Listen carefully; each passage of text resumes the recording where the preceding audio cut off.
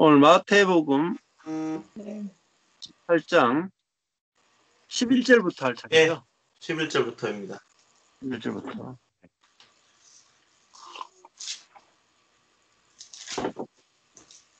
네. 그 사모님도 계속 지금 잘 올리시던데요, 영상을 지금. 어떠세요? 네. 영상 만드시는 게? 그러니까 이게 쉬운 일은 아닌데요. 되게 또 그러니까 의미도 있고 너무 은혜는 많아요. 근데 이제 작업을 제가 다 할 수 있는 작업들이 아니어서 남편이 너무 고생하죠. 그래요? 같이 고생하는 거예요. 그래서 셋업하는 일하고. 근데 이게 기존의 거를 지금 이제 막 고민을 많이 해요. 이거를 있던 그러니까 캐릭터들이나 전도협회 같은 게 어린 전도협회 같은 것도 디자인이 본인들 캐릭터가 따로 있거든요. PPT 자료들이. 그래서 그걸로 그냥 복음을 편하게 이제 색깔을 입혀서 갈까. 근데 이제 또 그렇게 하려고 그러면은 이게 말이 안 바뀌는 거예요. 이제 본인들의 그 셋업된 게 있어가지고. 그래서 이제 하여튼 하는 데까지. 그래서 정 힘들면 2주에 한 번 이렇게 해서 올리더라도 그렇게 해보자는데 하여튼 주시는 마음대로. 그래서 처음에는 좀 부담이 있었는데 요즘에 그것도 열어주시면 하나님이 열어주셔서 하게 하시면 하는 거고, 또 능력이 안 돼서 못하는 건 어쩔 수 없고. 네. 더 많이 표현해주고 싶은데 이게 이제 그게 시간이 너무 많이 걸리니까요. 시간이 많이. 그러면 이게 이제 셋업 되는 게 딱 만약에 말하고 이 영상이 딱딱 맞아야지만 돼서. 안 그러면 지루하고, 안 그래도 그게 이제 5학년까지 보는 거를 한 12분, 제가 그냥 쭉 하면은 한 10분 막 이렇게 나오는데, 막상 이제 말을 하다 보면은 영상 촬영이 딱 들어가면, 말도 한 번 더 반복하게 되고, 또 이제 어투나 이렇게 애들을 속도에 맞추려는 게 늦게 하잖아, 이렇게 한 번 더. 그러면은 한 12분, 13분 이 정도 나오더라고요. 근데 이제 복음이니까 들을 수 있는 귀 있는 자가 들어라. 그러고 근데 애들이 잘 들어요. 네. 그러니까 토요일, 일요일은 이제 요즘에는 에브리데이는 학교 가니까 아침에 못 듣지만 오후에 시간 되면 자기 채널이래요. 그게 애들이 이제 킨더 애들 1, 2학년 애들 자기 채널이라고 또 듣고 막 그러나 봐요. 그래서 이제 엄마가 목사님 설교를 CD를 딱 차에서 틀어놓으면 거꾸로 애들이 계속 목사님이 사모님하고 똑같은 말을 하지 이렇게.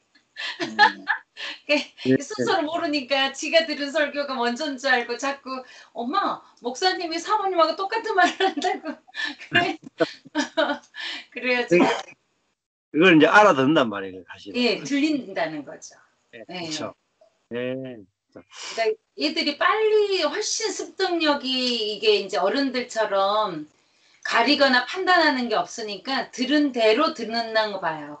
이제 엄마도 말을 할 때도 자기들 그러니까 관계에서도 엄마하고 관계에서 동생하고 관계에서도 이렇게 내가 예수님을 내놓는 거지 엄마 이러면서 이야기를 한대요. 표현을.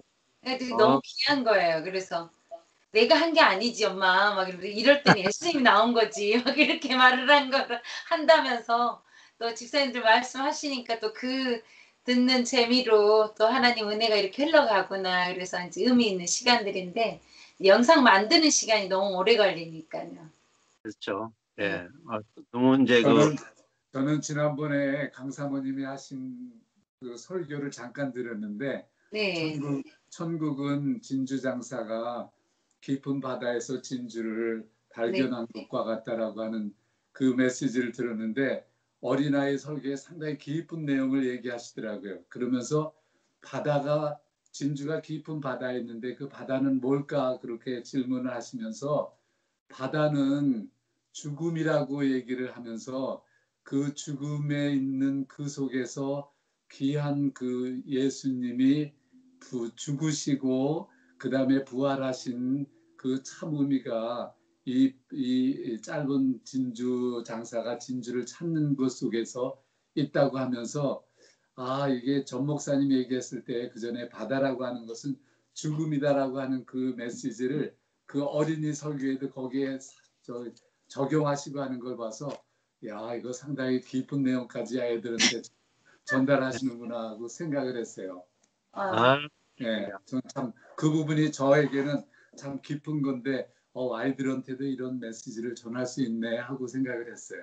네, 그러니까 다 처음에는 이해를 시키려고 생각을 했는데 복음이 어차피 전 목사님이 저희에게 전해줘도 제가 100%다 언더스탠드 못하는 것도 있잖아요. 근데 이제 하나 듣다 보면 어느 순간 귀가 열리고 들리는 날이 있더라고요. 또 똑같은 설교를 목사님 거를 다시 리뷰를 해도 우리가 지금 나눌 때는 전혀 안 들렸는데 어느 날 듣다 보면 또 이 말은 통째로 내가 모르는 거예요. 기억이 안 나. 막 어떤 거는 새로 듣는 거 같이. 그래서 얘들도 이제 남편이랑 서로 의논하면서 복음이니까 선포하면 듣는 귀가 있는 자가 들을 거고 어떤 부분 들릴 거고 어떤 부분 안 들릴 텐데 하나님이 들리게 하시겠지. 이제 그런 생각하고 그냥 이제 전 목사님 말씀해준 대로 그 바다도 죽음도 생명이 끊어진 거 하나님과 연합된 관계가 떨어지는 거 이런 것도 다 설교 안에는 그러니까 이제 한 설교에는 다 못 넣으니까 이제 네. 이쪽 설교는 이걸 넣고 이쪽 설교는 이걸 넣으면서 계속 반복하는 거죠. 이렇게. 예. 네, 어느 날 그러면은 이 설교에서는 요 말 들었지만 또 이 설교에서는 요 말 듣다 보면 어느 날 연결되는 날이 올 것 같아요. 그래서 그렇죠. 그거는 우리 몫은 아닌 것 같더라고요. 그래서 뿌려놓으면 하나님 잘하게 하시고 거두시겠죠. 예. 주신 마음대로. 네. 이 십자가 복음이 사실 제일 나중에 되면은 지금 제일 중요한 게 뭐냐면은 다음 세대입니다. 다음 세대. 그러니까 지금 이제 저도 이제 박수영 목사님 아들하고 사모님이 하시는 일이 굉장히 개자식 같은 일이에요. 네. 네. 근데 그게 굉장히 중요합니다, 지금. 너무너무 중요한 일이에요. 그러니까, 그냥 보면은 몇 명이 안 보는 것 같지만, 이게 사실은 십자가 복음이 정말 이게 퍼지려 그러면은 정말 중요한 거는 청년들하고 어린아이 때부터 십자가 복음을 듣는 거예요. 그래서 다음 세대들이 십자가 복음을 듣는 일이 너무너무 중요합니다. 그래서 지금 이제 정선희 사모님이나 정 목사님도 이렇게 이 손주들을 하고 이렇게 만나면 자꾸 이야기 하잖아요. 예. 그런데 이제 이런 이야기할 수 있는 좋은 이렇게 영상이나 이런 것들이 있어야 되고, 제가 이제 어제 아내한테도 그런 이야기 했는데, 진짜 이 십자가 복음을 전하는 데 있어서 진짜 필요한 게 뭐냐? 동화 작가예요, 동화 작가. 동화 작가. 이 십자가 복음을 그렇죠. 맥스 루케이드의 유아 스페셜처럼 짧은 동화로 만드는 거예요. 그러니까 가능하면은 동물이 나오는 게 좋아요, 동물. 예. 맥스 루케이드 보면은 웬밍 마을 그래가지고 나무 인형이 나오잖아요. 나무 네. 인형. 그러니까 다음 세대 어린 아이들한테는 동물이 이제 어린 양, 사자, 또 뱀, 이런 식으로 이제 비유로 예수님 비유를 많이 드셨잖아요. 그렇죠. 말씀하시기도 하고 포도원과 품꾼의 비유 뭐 이런 식으로 비유를 많이 드셨잖아요. 네, 그런 것처럼 이걸 저도 이제 제 큰딸하고 아내한테 자꾸 자극을 주거든요.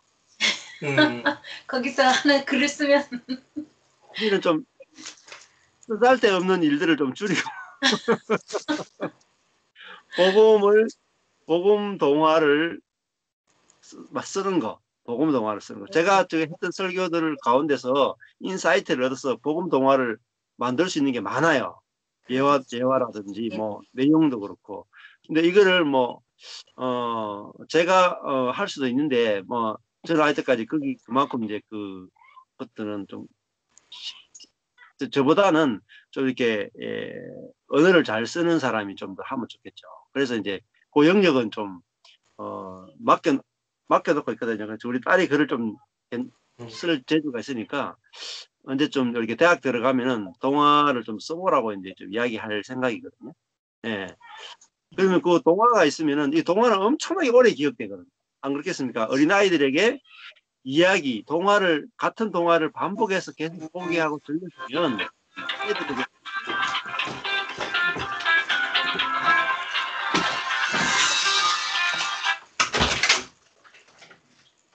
그래서 사모님도 어린이들 교육을 전공하셨으니까 예, 동화를 쓰는 걸 한번 도전해 보시고 그리고 우리 정선희 사모님은 또 저쪽에 동화를 쓰면은 그 동화를 그림으로 그리는 것도 한번 도전해 보시면 괜찮아요. 협업을 해가지고 진짜 맞아. 협업을 해서 동화책을 내는 거예요. 예, 전자책으로 낼 수도 있고 실지 책으로 낼 수도 있고. 근데 이게 맥스 에듀케이드 유아 스페셜 같은 경우에 책으로 내기도 하고 애니메이션으로 만들게 되는데 그게 엄청나게 그 세계에 퍼지고 돈도 많이 벌었어요. 이 복음 동화를 이제 쓰면은 좋죠. 예를 들면은 그 패션 오브 크라이스트 같은 경우는 영화 있잖아요. 네네. 그 영화로 이제 예수님 십자가를 많이 전했는데 그 패션 오브 크라이스트는 그 고난에 초점 맞추고 있거든요. 고난. 사실은 십자가는 고난이 아니라 죽음에 초점 맞추고 있거든요. 초점이 달라요. 그러니까 그런 것들을 제가 이제 그 죽음에 관련되는 거를 한 쭉 설교했잖아, 시리즈로 설교했잖아, 그죠? 예. 그런 관점에서 그 죽음이라고 하는 거를 이제 초점을 맞추어서 이제 뭐 동화를 만든다거나 뭐 이런 것들을 하면 좋죠. 예. 그런 것들을 해줄 수 있는 사람이 있으면은 이제 그 이런 거를 십자가 복음을 수십 년 했던 분들도 동화를 만들어낸 일을 지금 안 하고 있어요. 제가 제일 보니까 그래서 이제 이 동화라든지 이제 다음 세대들을 위해서 제일 필요한 게 애니메이션, 동화, 또 짧은 글 있잖아요. 이렇게 아이들이 읽을 수 있는 짧은 단편 글 같은 거. 그렇지. 그리고 그다음에 필요한 게 또 뭐 있냐면은 성경 공부 교재가 필요해요. 그러니까 제가 만약에 오늘 이제 이 마태복음 28장 하잖아요. 그럼 이거를 이제 짧게 요약을 딱 하고 그다음 밑에 이제 이걸 생각해 볼 수 있는 질문 몇 가지 나오고 그다음에 여기에 대해서 또 필요한 칼럼들을 좀 넣은 그런 이제 뭐 이게 생명의 삶 같은 거 있잖아요. 생명의 삶. 책처럼. 네. 그런 큐티책처럼 그 성경을 이렇게 한 장씩 창세기부터 계시록까지 이렇게 한 장씩 이렇게 하면서 만들어낼 수 있는 그런 교회에서 함께 나눔을 할 수 있는 성경 공부 교재가 필요해요. 이 작업도 굉장히 중요하고 또 이렇게 만들면 볼 사람들이 많이 있어요. 그렇죠.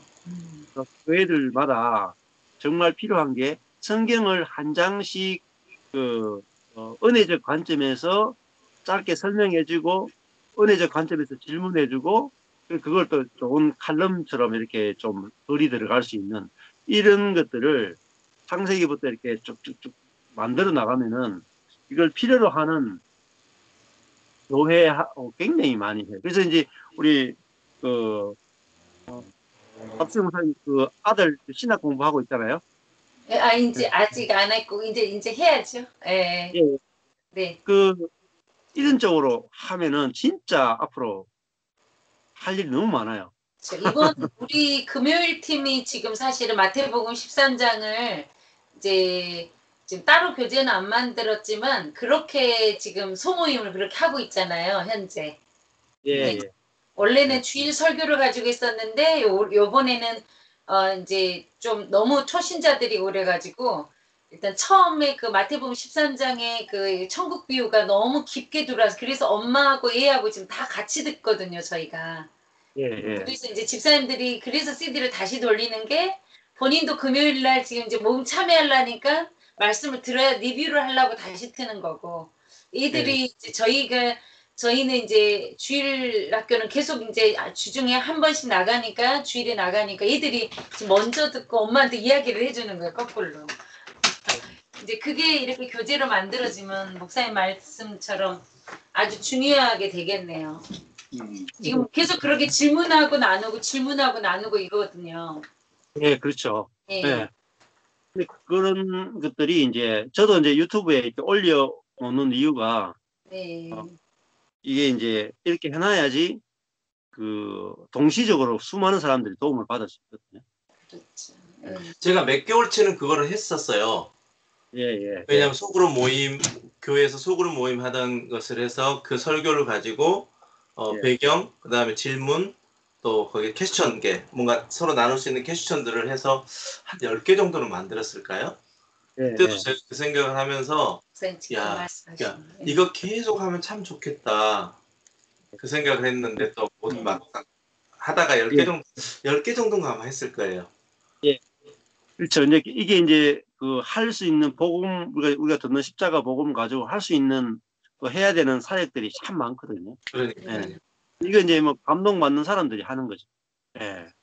이제 뭐, 우리 정 목사님이나 정 사모님도 마찬가지거든요. 이런 거 하면서 이거를 이제 뭐 그림을 그리시면은 이거를 내가 짧은 예화를 그림으로 어떻게 한 10가지 정도 내가 그림 시리즈로 이거를 이렇게 표현할 수 없을까? 이런 생각들을 해보시면 좋죠. 이렇게 짧은 그림책으로 해가지고 이거를 이제 그 동화로 만든다거나 목사님하고 같이 한번 해보시는 것도 좋고 또 자녀들하고 연결해서 할 수 있으면은 좋죠. 이쪽 사역은 진짜 무궁무진합니다. 할 수 있는 것도 많고 해야 될 것도 많고. 제가 주일학교 설교 같이 참여해 보면서요. 야, 여기에 정말 올인해야 되는 일이구나. 왜냐하면 어린아이들에게 이 십자가 복음, 은혜 복음을 전하려고 하니까요. 너무 어려운 거예요. 너무 어려운 거예요. 그러니까 뭐 수준이, 근데 실은 수준이 문제가 아니거든요. 익숙지가 않으니까 못 전하는 거거든요. 그렇죠. 워낙 그 윤리적인 부분만 이렇게 애들에게 이렇게 설교가 다 세팅이 돼 있다 보니까 전혀 다른 틀의 십자가 복음, 은혜 복음을 전하는 게 너무너무 어려운 거예요. 그래서 어찌됐든 간에 마태복음 13장은 계속 이제 저희도 듣고 집사님들하고도 나누고 막 그랬으니까 어떻게 지금 7번을 했어요.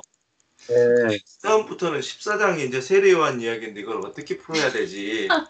그러다가 이제 막힌 거예요. 실은 13장 일단 끝나니까 야, 이거를 그냥 어떻게 그냥 주제 쫓아다니면서 또 이렇게 해야 되나? 이제 그 고민 속에 있는 건데, 그런데 여전히 이런 주제 저런 주제를 같이 좀 이렇게 찾아봤더니요. 해답은 그냥 마태복음으로 나가는 것이에요. 마태복음 그냥 쭉, 왜냐면 한번 또 고민을 해보고 또 나눴고 설교도 해봤고 이게 그래도 이 십자복음, 은혜복음이 완전히 이제 어떻게 보면 그래도 트랜스퍼 된 거잖아요. 이걸 가지고 그래도 아이들한테 만들어야 진짜 더 은혜복음, 십자복음이 되지. 다른 걸 갖다가 한다면 이건 또 아닌 거예요. 그래서 지금까지도 뭐 내가 한 것도 아니고 하나님 주신 대로 했던 일인데도 막상 일단 그 13장이 한번 끝나고 나니까 또 여러 가지 고민이 되더라고요. 진짜 시간과 또 어떤 맨파워와 또 여러 가지가 많이 투자돼야 되는 게 주일학교 설교더라고요. 그렇죠. 그래서 이걸 이제 뭐 너무 막 애쓰면 오히려 힘들고 애쓰지 말고 그냥 이게 편하게 아이들이니까 내가 먹고 소화하고 내가 누리는 만큼 애들하고 하다 보면 그 시간에 주시는 게 있잖아요. 그렇죠. 준비된 것보다도 그 시간에 주시는 게 있으니까 그 시간에 아이들하고 하면서 주시는 걸 가지고 또 만들고 하면 되거든요. 어차피 이게 반복을 하니까 너무 완벽하게 하기보다는 내가 그 시간에 즉석에서 또 나오는 것들도 있으니까 준비 안 되고도 바로 나오는 거 있거든요. 그래서 이제 저도 뭐 조금 준비하는 것도 있지만은 그 시간에 바로 나오는 거 있고 어떨 때는 뭐 준비도 못할 때도 있기도 하고 그렇거든요. 이렇게 이제 말씀을 이렇게 지금처럼 한 권씩 계속 이렇게 하다 보면은 성경은 다 연결돼 있거든요. 다 연결돼 있으니까 나중에 저절로 나옵니다. 저절로. 이렇게 내가 뭐 따로 많이 준비 안 해도 저절로 나오게 되니까 그렇게 하시면 됩니다. 그래서 다음 세대가 굉장히 중요하다는 겁니다. 다음 세대. 저도 지금 다음 세대들을 위해서는 할 그게 별로 없어요. 왜냐하면은 지금 이제 뭐 나이 드신 분들하고 이렇게 그 목회자들하고 이런 분들만 해도 바쁘잖아요. 그죠? 이렇게 다음 세대들 위해서 사역할 사람은 또 그 나이대가 하는 게 제일 좋아요. 그 나이대가.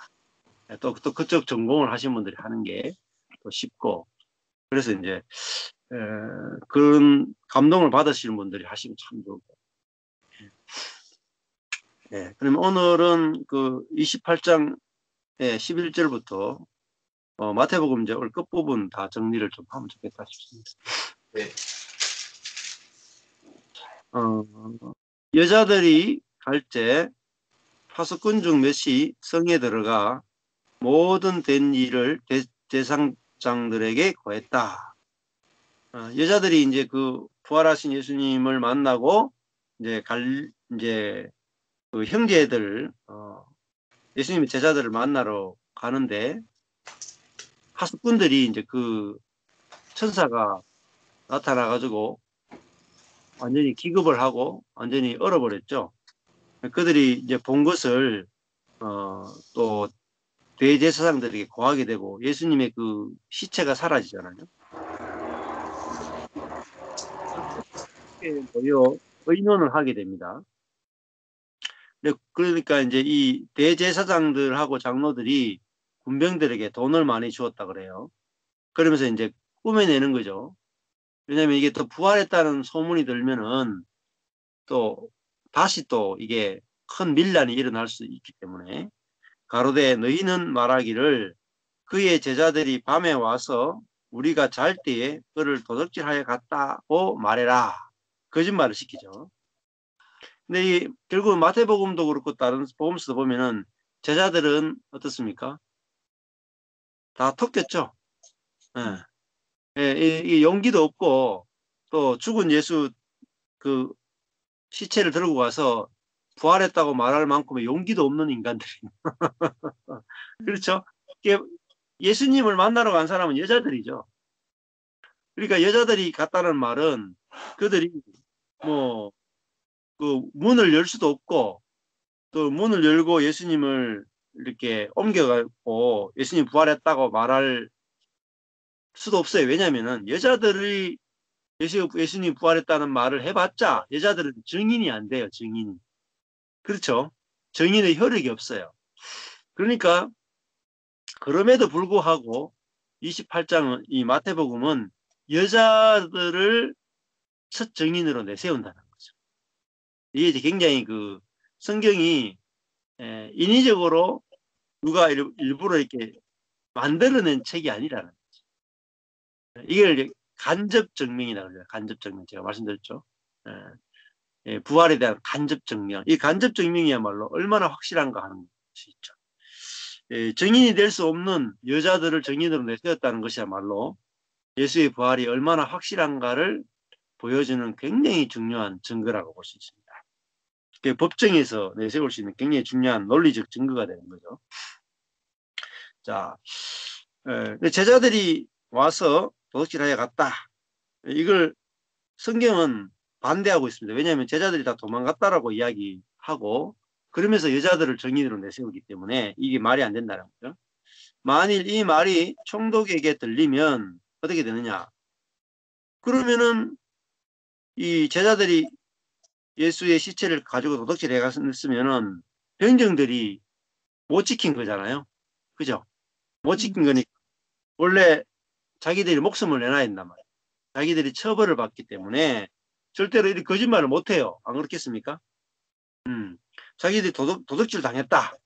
그러면 자기들이 목숨을 내놔야 돼. 못 하는데 이제 그래서 하는 말이죠. 만일 이 말이 총독에게 들리면 너희들이 죽임을 당할 건데 우리가 권해가지고 너희가 죽임을 당하지 않도록 손을 써줄 테니까 너희들이 거짓말을 해달라 이렇게 이야기한 거죠. 그 15절에 보면 군병들이 돈을 받고 군병들은 이제 정말 어떻게 보면은 축복받은 것 같아요. 예수의 시체를 잃어버리고 돈까지 받았으니까 이거 원래 죽음에 해당되는 벌을 받아야 되는 건데 돈을 받았어요. 군병들이 돈을 받고 가르친 대로 하였으니 이 말이 오늘날까지 유대인 가운데 두루 퍼졌다. 그러니까 유대인들은 지금 예수님의 그 십자가 사건 이후에 이 예수님이 부활했다라고 제자들이 전하고 다니니까 그 이 대제사장과 장로들은 그 유대인들에게 말하고 거짓말을 했습니까? 제자들이 시체를 훔쳐가 놓고 부활했다고 거짓말 치고 있다. 이걸 이제 쫙 퍼뜨린 거죠. 그래서 그것이 유대인들 가운데 두루 퍼져 있다. 이렇게 이야기하고 있죠. 굉장히 지금 그 성경이 사실적이죠. 2000년 전에 기록됐지만은 굉장히 우리가 신뢰할 수 있는 기록이라는 것들을 간접적으로 이렇게 볼 수 있죠. 그래서 이 부활의 그 세계, 이게 이제 역사적 부활에 대해서 이야기하고 있지만은 실제적인 우리가 적용하면 영적인 부활이라고 볼 수 있겠죠. 영적인 이 부활의 세계를 이제 전하지 못하도록 이렇게 이제 막고 있는 것들을 볼 수가 있습니다. 16절부터 보시면은 11 제자가 갈릴리에 가서 예수님의 명하시던 산에 이르렀다. 자, 갈릴리로 가라 이렇게 했죠, 그죠? 10절에 보면 갈릴리로 가라. 그래서 갈릴리로 가서 예수의 명하시던 산, 명하시던 산이 어딘지 잘 모르겠는데 예수님이 말씀하시던 산, 그러니까 이 뭐 산상수훈을 말할 때 그 산일 수도 있고, 그죠? 산에서 예수님이 마태복음 5장에서 보면은 그 산상수훈을 말씀하시잖아요. 아마 그 산일 가능성이 있죠. 그 산에 이제 다시 가게 되죠. 결국은 산이라 하는 것은 성경에서 굉장히 중요하죠. 구약에도 하나님을 만났던 것은 시내 산이잖아요. 거기서 성막에 대해서도 받았고, 또 아주 중요한 산은 이제 하나님을 만나는 곳이다라는 개념이 있고, 굉장히 중요한 계시가 내려오는 곳이 바로 산이죠. 그래서 이들이 다시 산상수훈, 산에서도 산상수훈이 하늘에 예수님이 산 위에 올라가서 제자들을 앉혀놓고 말씀하시잖아요. 산상수훈이 구약의 시내산에서 모세가 십계명을 주고 성막에 대해서 이야기했던 그걸 다시 재현하는 게 바로 산상수훈이거든요. 그러니까 모세는 율법을 주었다면 예수님은 산 위에서 이제 복음을 전하면서 이걸 완전히 모세를 예수님으로 대치하는 그림자를 실제로 대치하는 거란 말이죠. 예언을 실제화 시켜내는 거잖아요. 그러면서 이제 16절에 오면은 다시 산을 이야기하잖아요. 그냥 이제 모세를 대치해서 그림자인 모세를 대치해서 실제인 예수가 와서 산에서 이제 진짜 복음을 전하고 있다. 이렇게 이제 이야기할 수 있겠죠. 17절에 예수를 배웠고 경배했다. 이렇게 나오죠. 제자들이 이제 거기서 예수님을 이제 만나게 되죠. 산에서 만나게 되는데 참 재미있는 것은 오히려 의심하는 자도 있더라. 이렇게 돼 있어요. 그죠? 그러니까 11 제자가 예수를 만났는데 이제 부활하신 예수님을 부활했다 하면서 이제 의심하는 자도 있다. 이렇게 이제 나오죠. 끊어졌네. 예. 그러면서 이제 대조시키죠. 여자들은 부활을 직접 목격하고 경험하고 그걸 전하는 역할을 하고, 제자들은 도망가고 의심하고 이런 역할을 하잖아요. 이런 이야기를 통해서 제자들이 부활을 꾸며낸 것이 아니다라는 것을 오히려 더 강력하게 증가하는 거죠. 안 그렇겠습니까? 제자들 자체가 부활을 의심하는 자들이지 부활을 꾸며낼 수 있는 자들이 아니다라는 거죠. 그렇잖아요. 이 자체가 굉장히 간접 증거로서 중요한 증거가 되죠. 자, 이런 것들이 왜 중요하냐면은 저도 대학원 다닐 때 이제 신대원 가서도 믿음이 흔들리더라고요. 예수님이 진짜 초등학교 3학년 때부터 신대원까지 갈 때까지 신앙에 대해서 의심이 별로 없었는데 군대 갔다 오니까 예수님이 진짜 맞나, 성경이 진짜 하나님의 책이 맞나 이런 의심이 드는 거예요. 그래서 다시 의심이 시작돼가지고 그걸 내가 한번 확인하고 싶다. 그랬을 때 제가 간접 기독론에 대해서 김세현 교수님으로부터 간접 기독론을 배우면서 굉장히 도움을 많이 받았어요. 예. 그래서 예수님의 십자가와 부활과 성경에 대해서 이게 간접 증거를 공부하니까 너무 이게 도움이 많이 되더라고요. 그래서 이제 우리 다닐 때 뭐 서철원 같은 교수님이 있었는데 그분들은 그런 간접 증거로 성경이 진짜라고 증명할 수 없고 성경은 직접적 증거. 성경이 성경을 성경이라고 그랬다. 예. 그러니까 성경이 자기가 성경인 걸 증명한다. 그 직접적인 증거거든요. 간접 증거는 이런 논리적 증거를 가지고 성경이 성경인 걸 증명하는 거거든요. 사실 두 가지 다 필요해요. 두 가지 다 있으면 가장 우리가 쉽죠. 그래서 말씀을 읽으면서 내가 이게 사람의 머릿속에서는 절대로 이런 게 나올 수 없겠구나.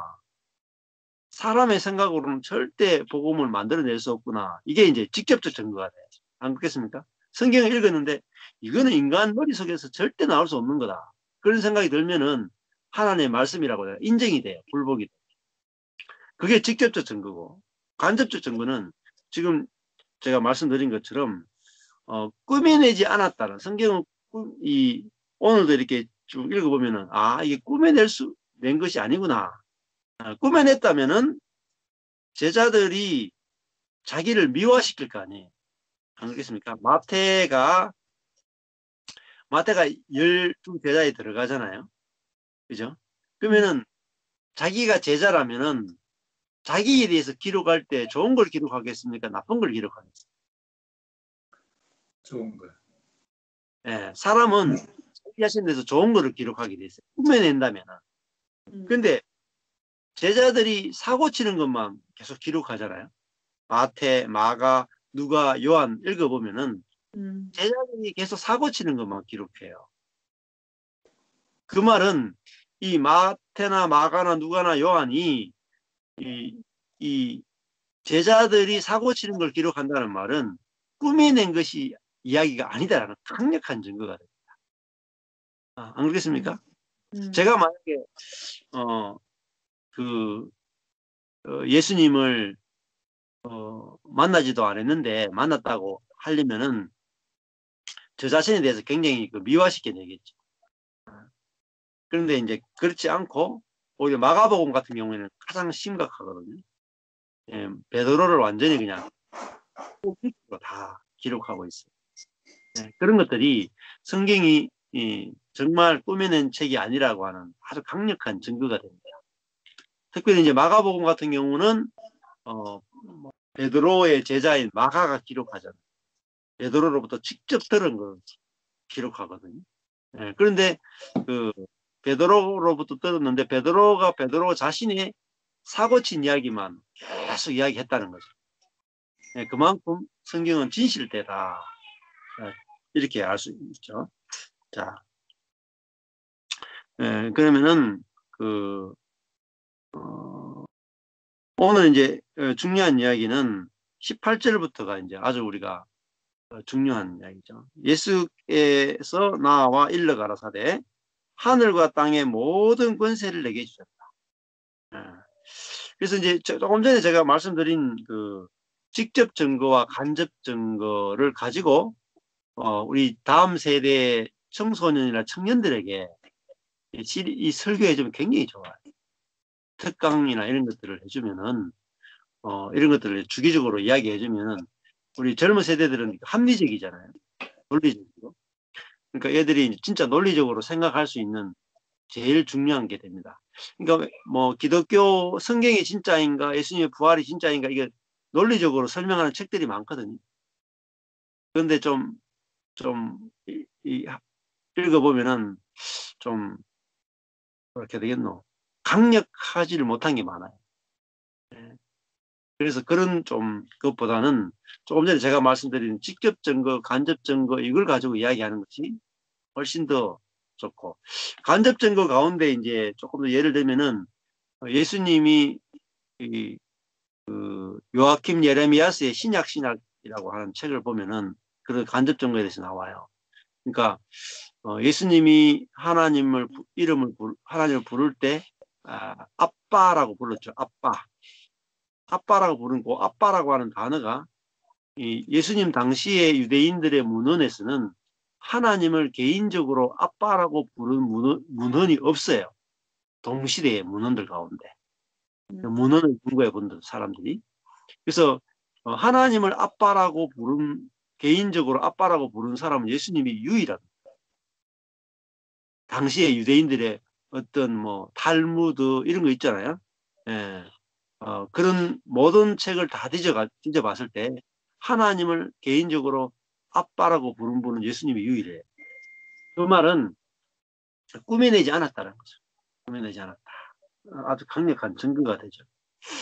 예. 이런 것들은 이제 사실은 요아킴 예레미야서의 신약 이런 책 읽어보면 굉장히 도움이 많이 되고 신앙에 이제 회의가 있던 부분들이 깔끔하게 정리가 됩니다. 이분들이 왜 도움이 되냐면은 독일의 신학자들이잖아요. 독일이 자유주의가 완전히 팽배해가지고 신학교마다 성경은 꾸며낸 이야기다.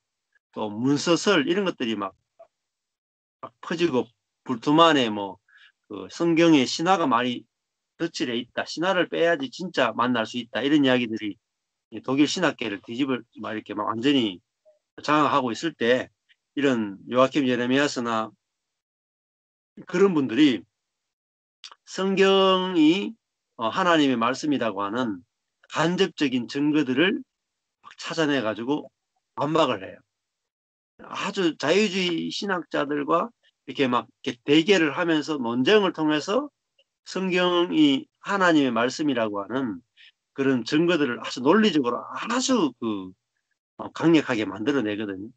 그러니까 그런 것들을 보면은 그분들은 자유주의 신학이 일어날 때 완전 최전선에서 전 세계 신학계 안에서 가장 최전선에서 부딪혀가지고 논리적인 것들을 해본 분들이기 때문에 그분들이 이제 증거들이 우리가 이렇게 객관적으로 공부할 때는 굉장히 도움이 많이 돼요. 예. 자, 18절에 보시면은 예수께서 나와 일러 가라사대 하늘과 땅의 모든 권세를 내게 주셨다. 자, 이 부활하신 예수님이 이제 어떻게 되셨냐면은 모든 권세를 받았다. 그러니까 부활이라고 하는 것은 뭐냐면은 이제 권세를 받는 거예요. 권세. 부활은 곧 권세다.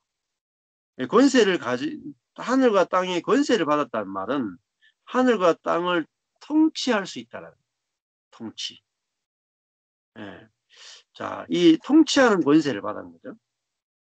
그러면은 우리가 이제 거듭났다 라는 말은 부활했다 라는 말이에요.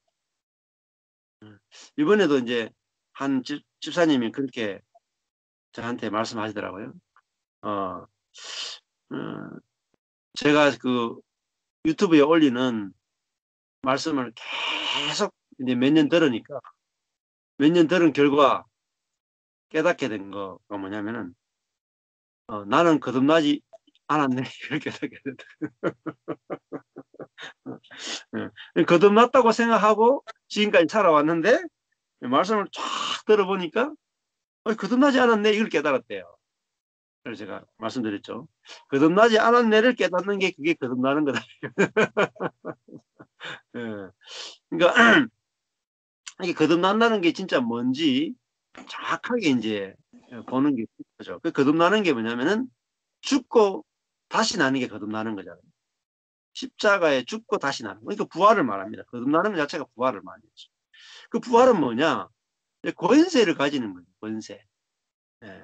그래서 18절에 권세가 있어야 뭐가 되냐면은 19절부터 그러므로 너희는 가서 모든 족속으로 제자를 삼아. 권세가 있어야 제자를 삼을 수가 있어요. 그러면은 그 권세가 뭘 하는 권세냐? 제자를 삼을 수 있는 권세고 아버지와 아들과 성령의 이름으로 세례를 주는 권세랍니다. 세례. 그러니까 아버지의 이름으로 아버지의 이름 안에서 세례를 주고 아들의 이름 안에서 세례를 주고 거룩한 영의 이름 안에서 세례를 주는 거죠. 그러니까 아버지가 누구인지를 가르쳐주고, 아들이 누구인지를 가르쳐주고, 성령이 누구이신지 가르쳐줘서 아버지를 누리고, 아들 안에 아들과 연합되고 성령을 쫓아 살아가는 그 삶이 실제가 되게 해주는 게 뭐냐? 그게 세례를 주는 거죠. 세례를. 근데 우리가 세례식을 베푸는 게 세례 주는 게 아니에요. 그 세례식 많이 해봤자 아무 의미가 없는 거예요, 사실. 세례를 준다는 말이 침례를 주고잖아요. 원래는 침례를 준다. 그죠? 침례 준다는 것은 물에 집어넣었다가 끄집어내는 거예요.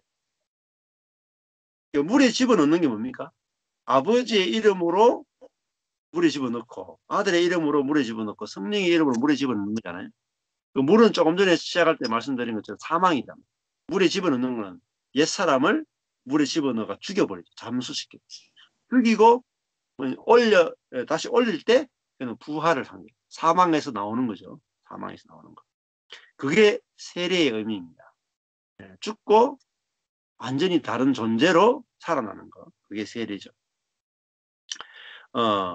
이거를 이제 세례를 줄 수 있어야 된다. 그럼 세례를 주려면은 어떻게 세례를 줄 수 있느냐? 내가 세례를 받아본 적이 있어야 세례를 줄 수 있죠. 그렇죠? 십자가 복음은 내가 세례를 받아본 적이 없으면은 누군가에게 세례를 줄 수가 없습니다. 왜냐하면 이거는 내가 경험해봐야 이게 줄 수가 있거든요. 그래서 이제 경험하면은 설명을 아주 다양하게 다 할 수가 있습니다. 근데 경험 못하면은 설명을 못해요. 제가 지금 성경을 이렇게 풀잖아요. 그는 제가 성경을 푸는 것은 성경을 보고 푸는 게 아니에요, 사실은. 성경을 보고 논리적으로 푸는 게 아니거든요. 우리 보통은 이제 보면 성경을 보고 성경 안에 있는 논리를 보고 이렇게 풀잖아요. 성경 이렇게 문자를 보고. 근데 그렇게 해도 성경을 해석을 못해요. 성경을 해석하려면은 오히려 먼저 성경이 말하고자 하는 거듭남의 체험이 있어야 그걸 설명할 수 있습니다. 그래서 이 체험이 있으면은 성경을 가르칠 때도 뭘 가르치냐면 성경에서 말하는 그 새로운 세계, 새하늘 새 땅을 체험하고 누리는 거, 부활의 생명을 체험한 거, 내가 체험하고 누리는 그거를 설명해 주거든요. 그러니까 사실은 실제를 설명하는 거예요. 실제. 없는 걸 이야기하는 게 아니라 내가 누리고 있는 거, 내가 체험하고 있는 거, 그거를 제가 이제 설교로 성경 공부로 말씀을 드리는 거거든요. 그러니까 기존의 성경 공부는 하고는 굉장히 다르죠. 율법을 가르치는 거예요. 왜냐하면 이미 이루어진 것을 말하는 거예요. 이미 체험된 것을 이야기하기 때문에. 그러면 이거를 그러면은 어떻게 되겠어요? 결국은 제가 체험하고 누리는 것을 동일하게 체험하고 누린답니다. 그 전에 우리 성경 공부는 있는 체험을 말하기보다는 성경에서 이렇게 말하니까 성경이 이렇게 이야기하니까 내가 이야기한다 이렇게 이야기하잖아요. 예를 들면은 염려하지 말라 이런 설교 본문이 있잖아요.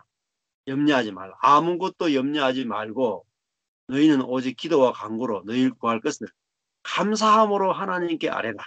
이런 이제 말씀이 있잖아요. 그냥 성경이 있으니까 아무것도 염려하지 말라는 설교를 하잖아요. 성경이 있으니까. 그래서 여러분 아무것도 염려하지 마세요. 여러분 기도와 간구하세요. 대신에 감사로 간구하세요. 염려하기보다는 감사로 간구하세요. 설교할 수 있어요. 중요한 거는 내 안에 체험이 없다는 거예요. 그러니까 성경 말씀하고 내 체험은 따로 놀아요. 근데 그렇게 설교가 그 설교를 가르쳐서 말하면 지식이라 그래요. 지식. 선악을 아는 지식. 머리로는 아는데 내가 영어로는 체험이 안 돼. 그러면 그 설교는요. 아무리 수천 년을 설교해도 실제가 없습니다. 수천 년, 아무리 뭐 위대한 사람이 설계해봤자, 그거는 알맹이 없는 호두 껍질에 불과하거든요. 근데, 아무것도 염려하지 말고 할 때, 내가 아무것도 염려가 안 되는 그 세계를 내가 체험해봐야, 아무것도 염려하지 말라를 왜 아무것도 염려하지 말라 그러는지, 어떻게 아무것도 염려가 안 되는지, 그걸 알아야 그걸 설교할 수 있거든. 그러니까 이게 실제가 있는 가운데서 말하는 거하고 실제가 없는 데서 이야기하는 거 참 다르죠. 제가 청도에 산야초 텃밭 정원이 있잖아요. 예. 근데 있는 거를 말하는 건 쉽잖아요. 근데 없는데 제가 만들어내 가지고 이걸 막 이야기를 하면은 그럴듯한데 나중에 여러분들이 이제 한국에 오셔가지고 청도에 만약에 제가 이제 모시고 갔단 말이에요. 가보니까 농가주택도 없고 텃밭도 없고 아무것도 없는 거예요. 아무것도 없으면은 얼마나 허탈하겠습니까? 그죠? 그동안에 있다라고 그렇게 이야기하고 여기 계신 분들은 다 아멘으로 받고 다 믿고 이랬는데 실제로 청도 가보니까 없어. 그러면은 얼마나 허탈하겠습니까? 예. 근데 있는 걸 말하는 건 쉽단 말이에요. 그래서 내가 경험한 만큼 내가 이제 이 이야기할 수 있다는 거죠. 자, 20절에 내가 너희에게 분부한 모든 것을 가르쳐 지키게 하라. 내가 너희의 분부한 모든 것 그러면은 또 율법이라고 생각하시면 안 돼요. 내가 너희에게 분부한 모든 것. 그게 뭐 결국은 이 마태복음 전체겠죠. 마태복음 전체. 마태복음 전체가 분부한 모든 것입니다. 그리고 앞의 내용이라고 할 수 있겠죠. 아버지와 아들과 성령의 이름으로 세례를 주는 것. 이것이 이게 가르침이죠. 그리고 지키게 하라. 이걸 뭐 행하게 하라. 이런 너무 이렇게 적용에 초점을 두시면 안 돼요. 분부한 모든 것 그게 뭐죠? 복음이죠. 복음. 복음으로 보셔야 돼요. 복음을 가르쳐서 그 복음을 지키게 하라 하는 말은 보존하라 하는 게 더 쉬울 수도 있습니다. 복음대로 살라는 거죠. 복음대로. 복음을 가르쳐서 복음대로 살게 하라. 이렇게 하면 더 좀 이 본문이 쉽게 다가올 수 있죠. 복음을 가르쳐서 복음대로 복음 안에서 행하게 하라. 하는 거죠. 자, 볼지어다. 내가 세상 끝날까지 너희와 항상 함께 있으리라. 이렇게 했어요. 항상 함께 있다. 어떻게 함께 있느냐? 결국은 예수님이 우리 안에 내주하심으로 지금은 함께 있는 시대란 말이죠. 그래서 결국은 예수님이 가르쳐 지키게 하는 것도 어떻게 가능하냐? 예수님이 우리와 우리 안에 내주에서 연합돼서 항상 함께 계시단 말이에요. 이걸 통해서 예수님이 하신 모든 말씀이 우리에게 실제화된다 할 수 있겠죠. 그래서 제일 마지막 이 마태복음 말씀이 예수님이 우리 안에 항상 함께 계신다. 내주에 계신다. 예수님이 내 안에 사신다. 영 안에 사신다. 이게 가장 중요한 축복이죠. 제일 마지막 절에 내가 너희와 항상 함께 있다. 이렇게 어떻게 있느냐? 지금 이제 이 마태복음 결론이 아직 성령을 받지 않았잖아요. 이전에 가야 성령을 받는 사건이 나오잖아요. 그렇죠? 아직까지 예수님 부활의 상태죠. 부활 상태. 성천하지 않았죠. 그러니까 성천하고 다시 예수님이 과정을 거친 영으로 십자가라고 하는 과정을 거친 영으로 그래서 이제 십자가를 실제화 시켜내는 영으로 우리 속에 오실 때 그죠? 그게 함께 계시는 거죠. 그래서 항상 함께 있으리라. 그 말이 이게 이제 사도행전으로 넘어가는 거죠. 아직까지 그 부활하신 상태니까요. 그렇게 보시면 되겠습니다. 그러면은 오늘 이제 권세에 대해서 조금 말씀드릴게요. 원래 이제 오늘 핵심이 이제 권세입니다. 자, 하늘과 땅에 모든 권세를 주셨다 할 때 이게 어떤 권세냐? 한 10가지 정도 제가 이렇게 적어봤는데요. 이 부활의 권세인데 이 권세를 이제 좀 나눠서 설명을 드릴게요. 예, 이게 이제 이 부활의 권세는 첫 번째가 이제 사망을 이기는 권세예요. 사망을 이기는 권세. 우리가 옛사람이 죽고 새사람이 사는 이 복음, 십자가의 복음은 우리를 부활에 참여케 한단 말이죠. 내가 끝나면 내가 끝나는 것으로 끝나는 게 아니라 이제 예수 그리스도가 시작된단 말이에요. 내 안에서. 그러니까 이 부활은 그 사망을 이기는 권세. 사망이라 하는 것이 하나님과 단절되어서 나의 자원으로 살아가는 게 사망이잖아요. 근데 이 사망을 이긴다는 말은 이제 하나님과 연결되어서 하나님의 생명과 하나님의 자원으로 살아가는 삶, 그 생명을 공급받는 삶, 이게 시작되는 거죠. 그래서 이 사망은 결국은 분리되는 거예요. 하나님과 분리되어지고 사람과 분리되어지는 거죠. 그러면 이 하늘과 땅의 권세라고 하는 것은 분리가 아니라 이제 연합의 권세입니다. 연합되는 게 뭐냐? 그게 권세예요. 하나님과 연합되고 사람과 연합되는 거. 이게 권세입니다. 자, 이게 엄청난 권세예요. 왜냐면은 옛사람의 세계에서는 사람과 연합이 안 돼. 가장 결정적으로 뭐냐? 사망이 뭐냐? 연합이 안 된다. 사람과 사람이 연합이 안 된다. 그런데 부활한 사람들은 무슨 권세가 있느냐? 연합하는 권세가 있어. 연합의 권세. 아, 이것만큼 좋은 권세가 없어. 연합의 권세. 예, 사람들은 끊임없이 선악과를 먹은 사람은 네가 옳느냐 내가 옳느냐 하면서 계속 분리가 이루어지잖아요. 그런데 선악과를 먹지 않는 사람, 그러니까 이 권세는 또 무슨 권세냐면 선악과를 선악의 지식을 이기는 권세. 선악의 지식.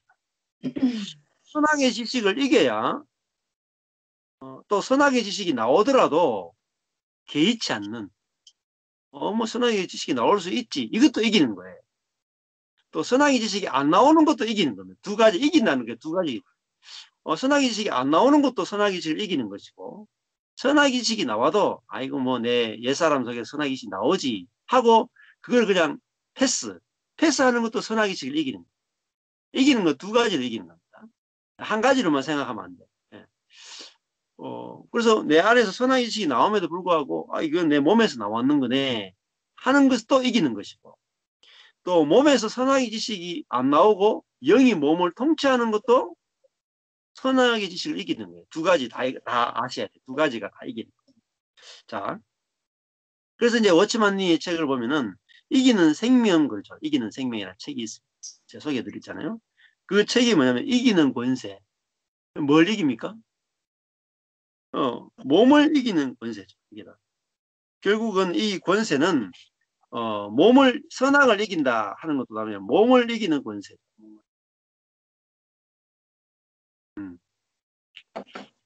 이 권세를 왜냐하면 구약 시대에는 그 누구도 몸을 이기는 권세가 없었다. 이 세상의 권세와 하나님이 주시는 권세는 완전히 다르다. 이게 이제 명확하게 우리 속에서 이렇게 쫙 갈라져야 돼. 그러니까 예수님이 다스리는 나라하고 이 로마하고 로마 총독 빌라도가 다스리는 권세가 너의 나라와 나의 나라는 네가 유대인의 왕이냐 할 때 맞다 이렇게 했는데 그렇지만은 너의 나라와 나의 나라는 다르다 이렇게 말씀하셨죠. 예수님이. 나라가 다르다라는 말은 통치하는 방식도 다르고 권세가 다르다라는 거죠. 그러니까 세상의 권세와 예수님의 권세는 완전히 차별화됩니다. 예. 그러니까 그 몸을 이긴다라는 것은 결국은 자기 중심성을 이기는 권세죠. 자기 중심성. 또 밑에 보면 이제 다른 그 권세가 결국은 높아지는 교만을 이기는 권세죠. 이게 우리 몸에는 교만이 들어있기 때문에 교만하지 않고 겸손한 권세입니다. 겸손이 이게 권세예요. 그러니까 이 또 온유, 겸손과 온유가 권세예요. 우리 속에서 겸손과 온유가 흘러나오는 것, 그게 권세입니다. 왜냐하면 세상과 다른 것이거든요. 세상과 완전히 다른. 세상은 교만과 아주 딱딱함이 나오죠. 사람이. 예, 완고함이 나오잖아요. 교만과 완고함이 나오는데 겸손과 온유가 나오는 게 그게 뭐예요? 그게 권세입니다. 예, 우리가 옛사람 속에서는 교만과 완고함이 나오잖아요. 남들의 이야기를 안 들어요. 또 남들보다 더 잘났다고 생각해요.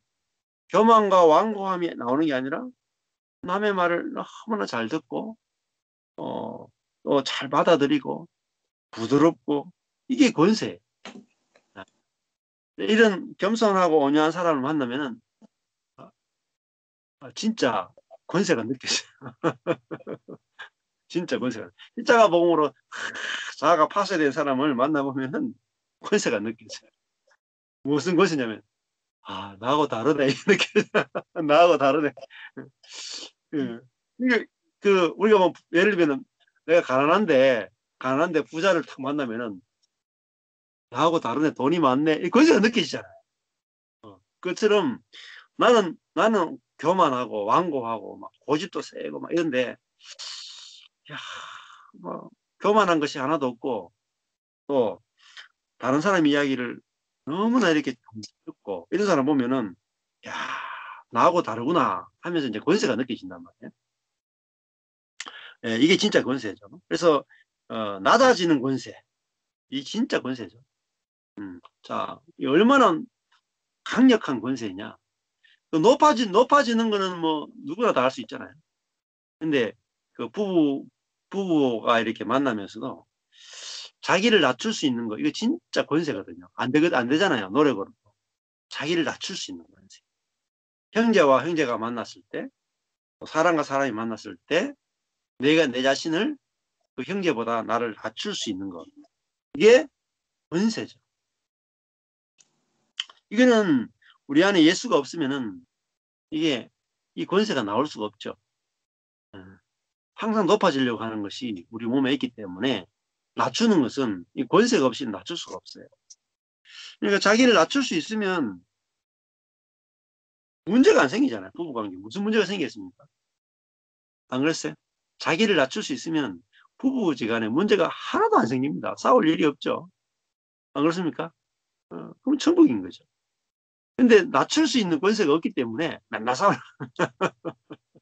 맨날 화내고 맨날 삐지고 상처받고 전부 다 권세가 없는 거예요. 권세가. 하늘의 권세가 없는 거예요. 하늘의 권세. 낮출 수 있는 권세가 없어요. 자기 자신을, 자기의 몸을 통치를 못하는 거죠. 높아지고자 하는 자기 자신을 통치를 못하는 거죠. 자, 그래서 월요일 날 그 간증했는 걸 한번 들어보세요. 말씀을 들으면은 자기의 위치를 보게 돼요. 인간의 위치가 뭐냐? 아무것도 아닌 위치를 알게 되면은 저절로 낮아지거든요. 그래서 월요일 날 위치를 벗어난 것이 대역죄인이다 이런 이야기를 했거든요. 가장 큰 죄가 뭐냐면은 내 위치를 벗어나서 피조물의 위치에서 하나님 위치로 올라가는 것. 그게 가장 큰 죄다라는 게 보이면은 사람은 낮아지는 권세가 생깁니다. 높아진 이것이 가짜구나 알면은 사람은 자기가 이제 말씀에 의해서 낮아지는 권세가 생깁니다. 그러면은 굉장히 쉬워져요. 부부관계도 낮아지는 권세가 있으면 굉장히 쉽단 말이에요. 근데 내가 부부간에 맞추려고 막 노력했는데 안 맞춰지잖아요. 아무리 노력해도 안 맞춰져. 아무리 해도 전쟁이 안 끝나. 그런데 내가 아무것도 아닌 사람이구나 이거 알면은 나를 낮추는 것이 쉬워지잖아. 내가 낮은 위치에서 보면은 상대방의 은혜가 보이고, 이렇게 이 부부끼리 이렇게 교제하는데 굉장히 쉬워집니다. 예. 그리고 아까 전에도 말씀드렸는데 자기 중심을 이기는 권세. 예.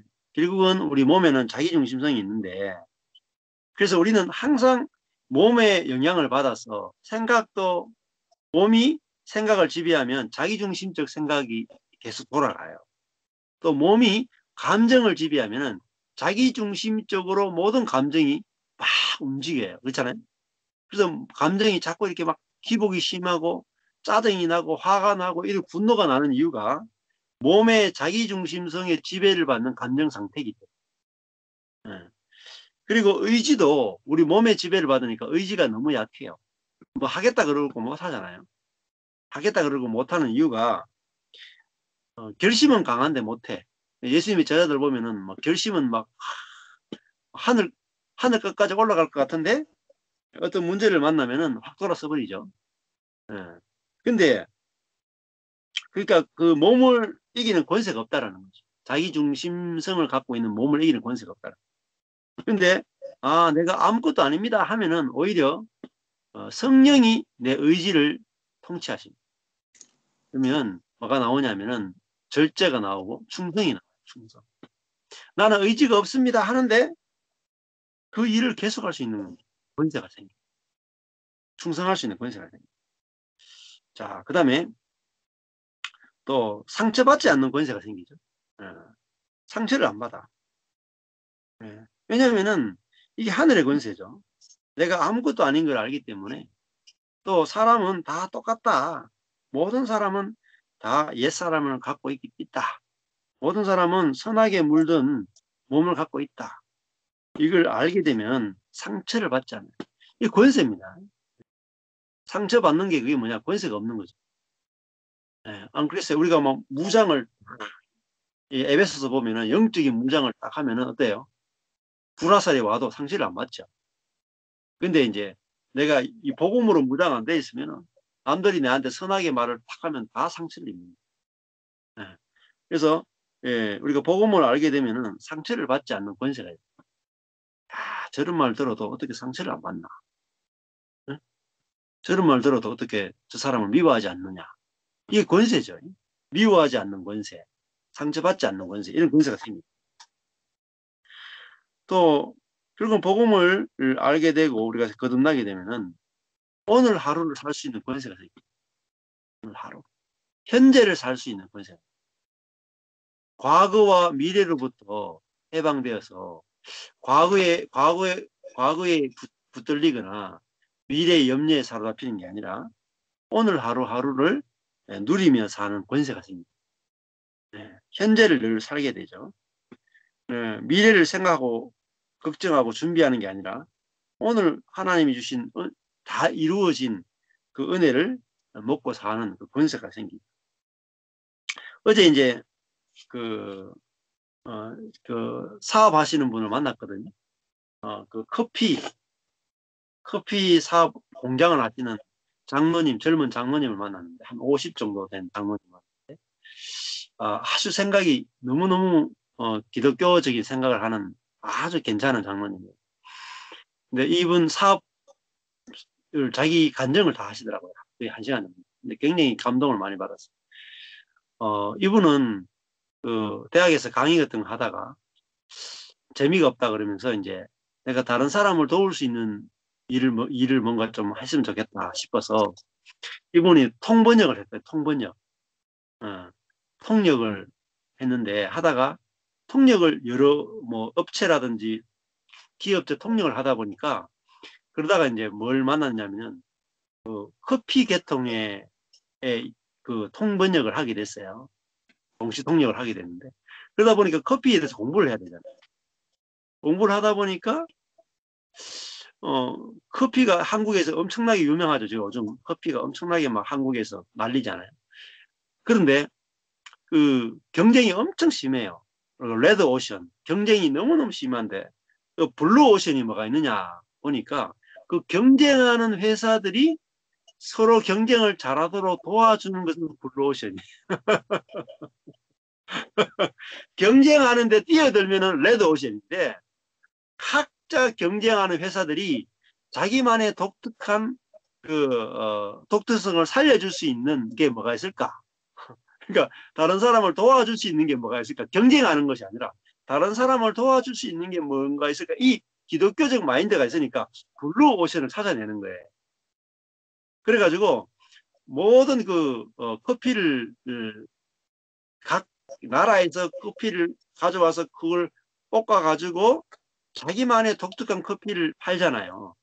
그러면 그 업체들이 그 커피를 자기만의 그 커피를 가공해서 팔 수 있는, 잘 도와줄 수 있는 게 뭐냐면은 그 사람들이 커피 콩을 이렇게 주면 자기들이 커피를 이렇게 볶아가지고 그거를 알루미늄 캔에다가 넣어주는 거예요. 넣어주는데 방부제를 안 넣고, 기존 보통 이제 캔 커피는 방부제가 들어가잖아요. 여기는 자기들이 그 콩을 볶아가지고 자기가 캔 커피를 만들어서 파는 게 아니고, 그러면 또 경쟁이 되잖아요. 캔 커피를 만드는 회사하고 경쟁이 되잖아요. 이는 그렇게 경쟁하는 게 아니라 각 업체들이 자기들만의 콩을 가지고 자기들만의 커피를 만드는데 그걸 도와주는 거예요. 그래서 캔에다가 각 업체들이 콩을 주면은 그 콩을 볶아가지고 거기에다가 콜드브루라고 찬물로 커피를 우려내가지고 그걸 마시는 게, 미국에서 그 콜드브루를 많이 한다 하더라고요. 근데 그게 상하지 않게 냉장고에 넣어놓으면 40일을 보관할 수 있대요. 캔으로 만들면 안에 그 질소를 탁 넣어가지고 산소를 빼고 해가지고 이제 그 캔을 만드는데, 그거를 이제 하는 공장을 만든 거예요. 신기하죠? 그랬는데 블루오션이에요, 블루오션. 그러니까 경쟁하는 사람들이 우리 것도 그렇게 캔 커피로 아주 방부제를 넣지 않은 자기 맛 그대로를 보존할 수 있는 캔 커피를 만들어 달라. 여기도 만들어 달라. 저기도 만들어 달라 해가지고 자기들은 경쟁하는 업체가 없대요. 경쟁이 없대. 자기 업체밖에 없는 거예요, 세계에서. 야, 정말 그 기독교인이니까 생각이 다르다, 생각이. 그래서 왜 이런 사업을 하느냐? 이게 분명해요. 왜 나는 이걸 하느냐?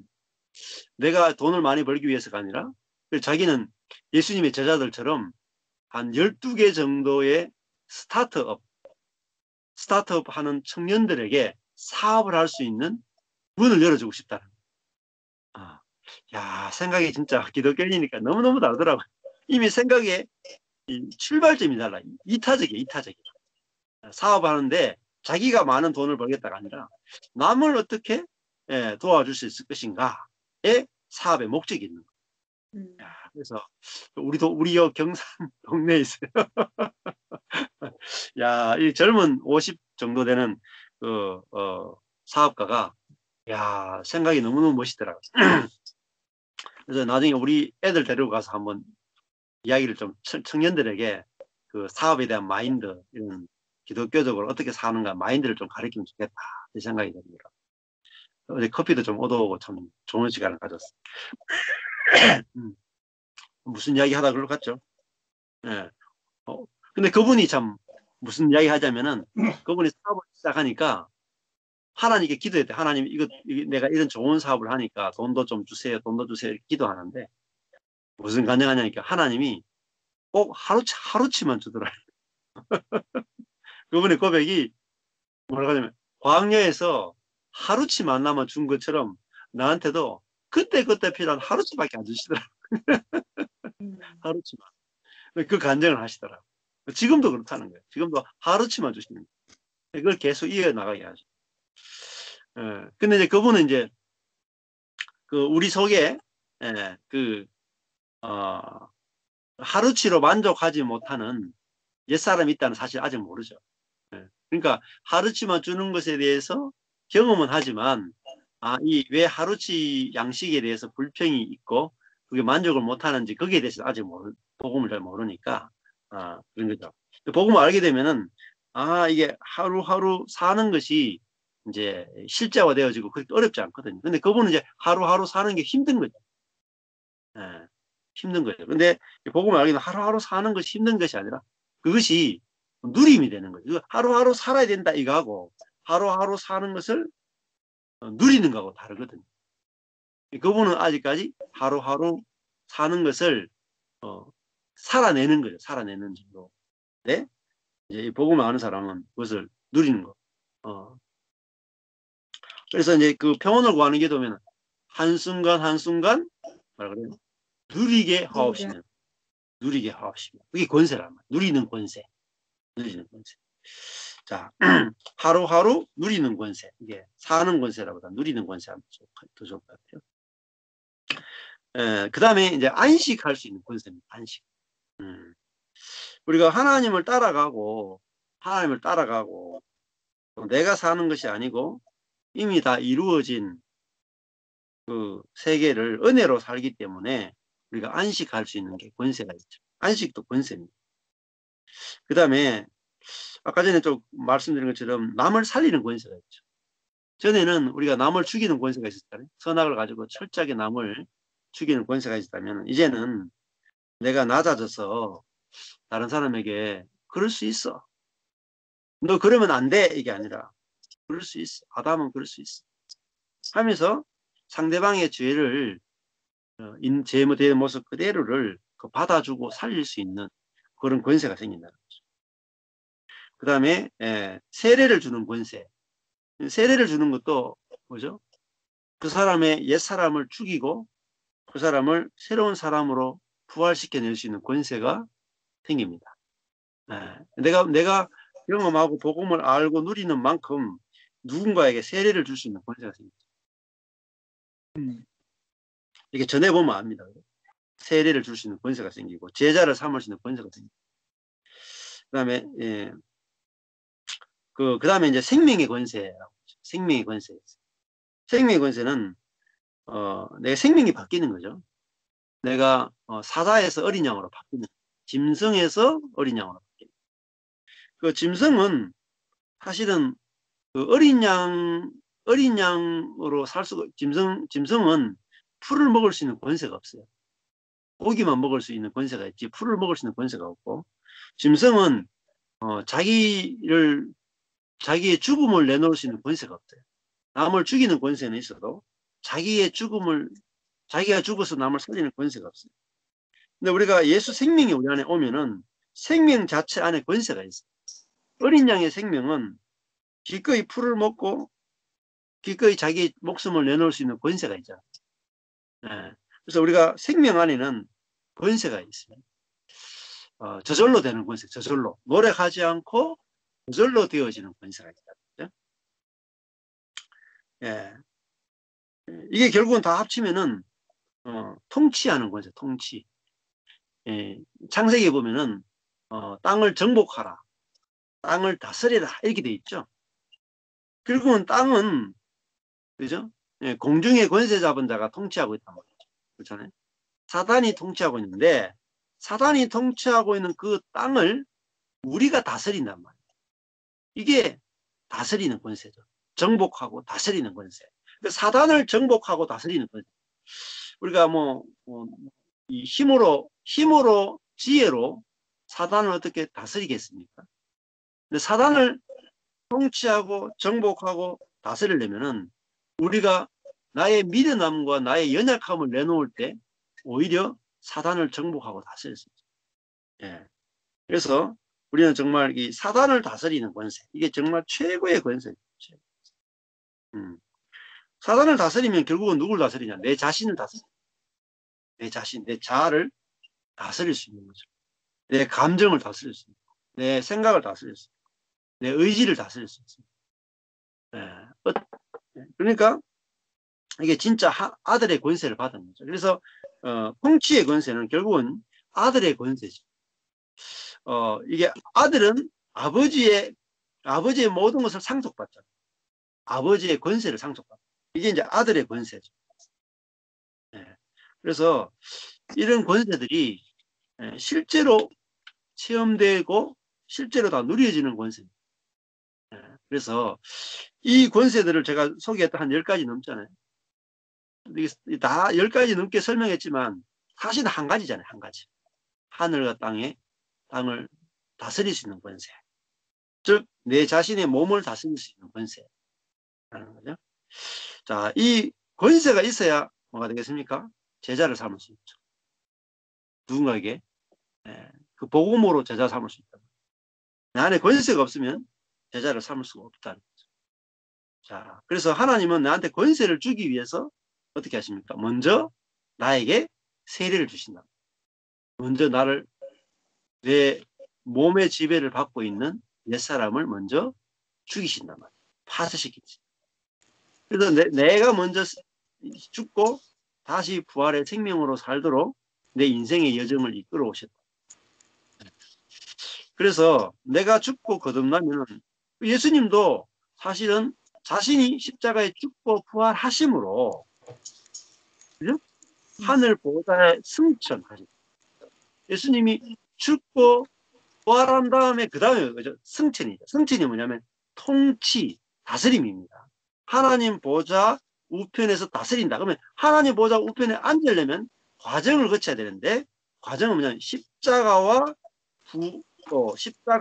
그다음에 장사 지내고 부활한 다음에 그 다음에 승천이 있죠.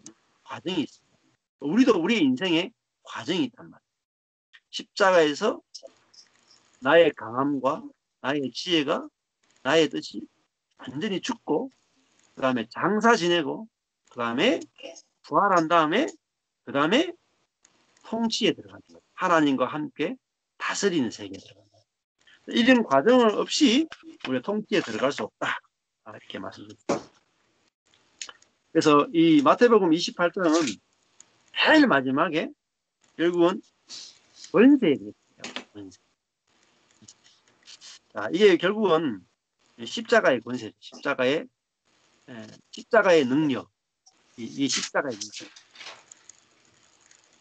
십자가가 능력이다. 이걸 이제 십자가가 권세고 십자가가 능력이다. 그러니까 모든 것은 사실 십자가에 다 축약이 돼 있어요. 그래서 마태복음은 제일 마지막에서 권세로 끝난다. 이게 이제 이 마태복음이 제일 1장에서 어떻게 시작했습니까? 마태복음이 1장에서 사역 이전에 이렇게 돼 있죠. A 제일 A를 보면은 사역 이전 이렇게 돼 있죠. A가 1, 2장이잖아요. 1, 2장. 예. 그리고 28장에 19절을 보면 사역 이후 성령 함께.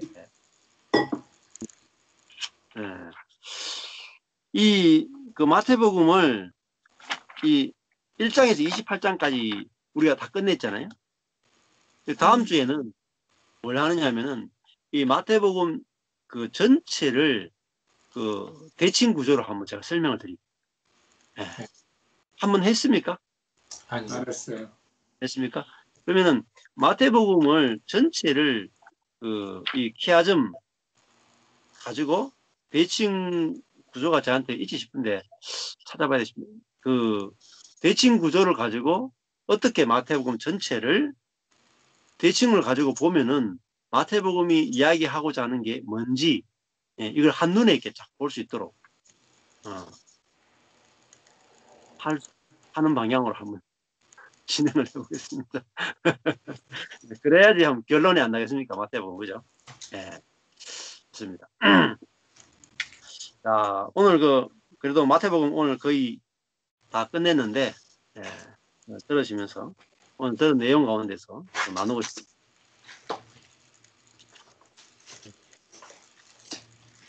저는 마태복음 이렇게 먼저 끝나게 된 게 너무너무 하나님께 감사하고 또 이런 기회가 있었다는 게 얼마나 큰 은혜인지 먼저 감사와 영광을 돌려드리고요.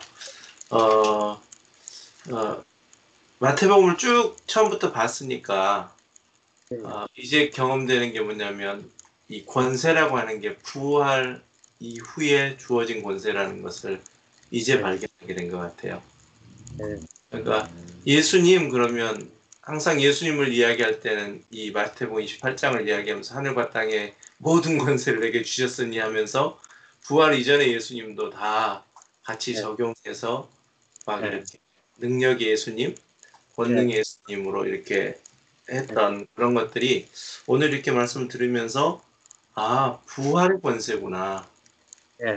부활의 권세였는데 이거를 부활 이전에 사역, 그러니까 오늘 또 조금 잠깐 대칭 이야기하셨지만 사역 이전, 사역 이후, 즉 부활 후에 이 사건을 갖다가 구분도 할지 모르고 그냥 다 같이 싸잡아서 적용시킴으로 말미암아 참사람 예수님을 가리워 버렸던 그 안에 역사하시는 하나님의 능력을 가리워 버렸던 그런 가오들이 이렇게 생각이 나고요. 아, 네. 이 권세가 바로 새롭게 하신 권세구나, 새 창조구나, 예. 이런 것들을 깊게 경험하는 시간이었습니다. 예. 그렇죠. 이게 이제 구분이 되죠. 네. 예수님을 어떻게 봐야 될지, 예수님에 대해서 이렇게 다 선명하게 그려지고, 예수님도 그러니까 몸과 혼과 영으로 된 사람으로, 예수님 어떻게 그 몸과 혼과 영을 가진 분으로서 이 땅에서 어떻게 오셔가지고 어떻게 사셨는지, 어떤 과정을 거쳤는지, 그 예수님에 대해서 이 산문서를 가지고 예수님을 깊이 들여다볼 수 있어야 그게 결국은 내 자신을 보는 거거든요. 예수님을 보는 것이 곧 내 자신을 보는 거예요. 네. 그러면 예수님이 왜냐하면 새로운 피조물의 대표란 말이에요. 대표. 네. 새 창조의 첫 열매라, 부활의 첫 열매가 되셨다. 그잖아요. 첫 열매. 그러면은 그 이후에는 똑같은 열매가 열린단 말이죠. 같은 부활의 열매가 열린단 말이에요. 그러면 예수님을 우리가 깊이 모르면은 우리가 내 자신을 몰라요. 그러니까 내 자신을 아무리 들여다봐도 안 보이거든요. 근데 예수님을 깊이 보면은 내 자신이 보여요. 그래서 예수를 깊이 알아라. 예수님을 깊이 알아야지 내가 보이지. 내가 내 자신을 아무리 뭐 내 생각을 들여다보고 내 감정을 들여다봐도 내 의지를 들여다봐도 안 보입니다. 왜? 몸의 지배를 받고 있다는 사실은 절대 안 보여요. 그래서 우리가 이제 이게 예수를 깊이 아는 게 그만큼 중요하다. 그래서 과정을 통과하신 영, 성령에 대해서 좀 깊이 이렇게 경험이 되거든요. 그래서 예수님께서 나으심부터 또 사역, 또 죽으신 부활, 승천, 이 과정이 통과된 이제 이미 다 이루신 내 안에 들어와서 이 십자가의 죽음과 부활, 승천, 즉 권세까지 이 일들을 실제화시켜준다. 그것이 바로 내 안에 내주하시는 영이다. 이런 것들이 깊게 이렇게 경험되어지고 또 삶 속에서 이제 이미 그 과정을 거친 성령이 내 안에 나를 이끌어 가시니 이제 난 더 이상 내 노력이나 어떤 열심이 아니라 성령을 의지하기만 하면 이끄시는 대로 끌려가기만 하면 나도 하나님의 아들의 권세 속에 그 삶을 살게 되는구나라는 것이 조금 더 머리로도 이해되어지고 또 삶 속에서도 이게 같이 누려지는 그런 실제를 경험하게 되는 것 같습니다. 아멘. 예, 성령을 이제 조금 전에 말씀드렸죠. 성령은 그 예수님의 삶의 과정을 우리에게 실제화시켜내는 영인데, 그 예수님의 삶의 과정이 제일 중요한 게 십자가, 부활, 승천이죠. 십자가, 부활. 요 세 가지를 실제화시켜내는 영이 성령이다. 그래서 진리의 영이라는 말은 실제의 영이란 말이에요. 그렇죠. 하늘의 것을 실제화시켜내는 영. 이래야지 이제 이해가 돼요. 알레테이아, 푸뉴마 이렇게 되죠. 그러니까 이 실제 영을 알아야 되는데 우리는 이제 뭐 병 고치는 성령, 능력 주는 성령, 감동 주는 성령 이런 것만 알았지, 그죠? 예. 이 과정 십자가와 부활과 승천을 내 안에 실제화시켜내는 영의 그 영으로서의 성령을 몰랐단 말이에요. 그러니까 뭐 성령론에 대해서 너무나 지금 오염이 많이 돼 있어가지고 이 성령론 자체가 접근이 안 돼. 제가 신학교 다닐 때 그때 하여튼 우리 신학교 교수들끼리 막 부딪혀가지고 성령론에 대해서 막 얼마나 부딪혔는지 몰라요. 예? 예, 뭐 차영배라고 하는 교수님이 있었는데 그분은 성령파. 우리 쪽인데도 성령을 체험해 놓으니까 막 능력의 성령에 대해서 오순절 성령에 대해서 이야기 막 하고 어떤 분은 개혁주의다 그래가지고 능력의 성령이 아니고 뭐 그냥 성화시켜내는 영이다 이래가지고 둘이 막 붙고 싸우고 예, 결국은 이제 둘 다 틀렸는데 둘 다 틀렸다는 것도 모르고 둘 다 옳다고 막 싸우고 그래. 참 그렇죠. 예. 그다음에 또뭐 사모님 나누고 싶은 이번 마태복음 이렇게 쭉 하면서 또 오늘 특별히 우리가 지상대명령이라고 해서 우리 28장 지금 18절에서 20절을 엄청 중요하게 생각하잖아요. 그러니까 지상대명령이니까 꼭 지켜서 가르쳐 지키게 하라. 그러면 완전히 이게 명령으로 그 하나님의 오더로 사실을 중요하다 하니까 계속 거기다 별표 쳐놓고 제일 많이 외우는 부분이잖아요, 이게. 그리고 많이 이야기하고.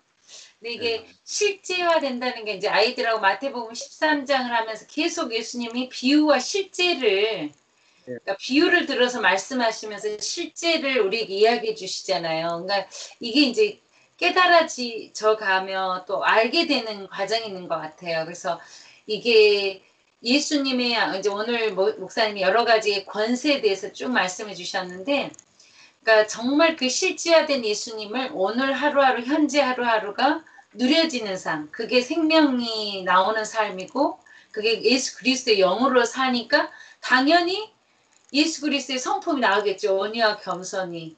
이제는 거꾸로 생각을 한 거죠. 온유와 겸손해야 이게 나온다. 그래서 온유하려면 내 성품하고는 전혀 안 맞지만 참아야 되고 받아줘야 되고 이거를 이제 누르면서 받은 거죠. 사실은 진짜 그리스도의 영으로 받은 게 아니라. 그래서 어쩔 때 내가 성품이 좋은 건가, 이게 왜 받아지지, 어쩔 때는 왜 안 받아질까, 지난번에 저 사람한테 받아지더니 이게 사람과 사람의 차이다 막 이렇게 생각을 한 거죠. 근데 이제 관계가 있고 내가 받고 싶은 사람은 받는 거고, 내가 관계가 없거나 내가 받고 싶지 않은 사람 거절하는 게 나라는 거를 모르는 거죠, 그게. 근데 이제 예수님의 영이 실제화 되니까 이게 구별된다는 게 내 자신이 드러나고 나의 자아가 드러나니까 이게 내 모습인지가 정확하게 드러나는, 그게 오늘 여러 권세를 말씀해 주시고 그 통치의 권세를 제가 생각했던 이제 어렴풋이 알고 있는 이런 것들이 좀 더 명확하게 복음의 실제화로 지금 막 들어오는 것 같아요. 이 지상 대명령이라는 이 키워드 자체가 예수님이 이 말씀을 하고자 이렇게 마태복음에 수없는 이야기들을 이렇게 하셨나 보다, 이런 그림, 그러니까 정확하게 모르지만 큰 그림이 그냥 이렇게 쑥 들어와 버린 느낌이었어요. 그래서 너무 감사하고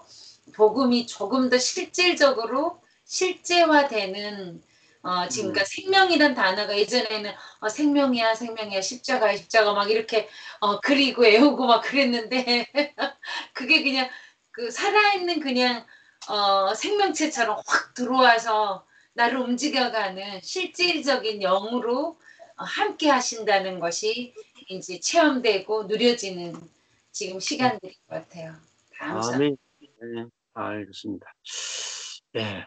이렇게 이제 굉장히 생명이라는 단어를 그냥 생명 해가지고는 모르잖아요. 무슨 생명인지도 모르고 그냥 생명 아무리 찬양해봤자 무슨 뜻인지 모르고 뭐 진리의 성령 아무리 찬양해봤자 뭐 진리가 뭔지를 모르는데 진리의 성령 해봤자 의미가 없죠. 예. 십자가 아무리 노래 불러도 십자가가 죽음인지 모르면은 고난의 십자가만 계속 묵상하는, 저도 모르니까 고난의 십자가만 계속 생각하는 거죠. 예. 그러니까 진짜 십자가를 모르니까 얼마나 그 어둠이 컸는지 모르겠어요. 예. 이렇게 계시를 열어주시니까 얼마나 감사합니다. 예. 우리 정선희 사모님하고 정배성 목사님 나눔해 주시죠. 예.